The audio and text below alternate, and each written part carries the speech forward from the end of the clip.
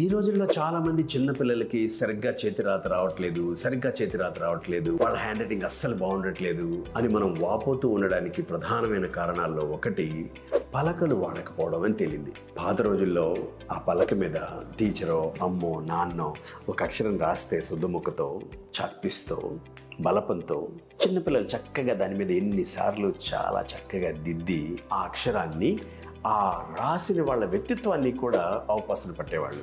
చిన్నపిల్లలున్న తల్లిదండ్రులు ఒక పలక తెచ్చి మీరు ఒక అక్షరాన్ని రాసి దిద్దించండి. అలాగే ఆ అక్షరాన్ని రాసిన తర్వాత ఒక చిన్న దూది ముక్క తీసుకుని తడిపి ఆ అక్షరం మీదే పిల్లల్ని దిద్దమని చెప్పండి. అంటే అది చెరిపోతుంది.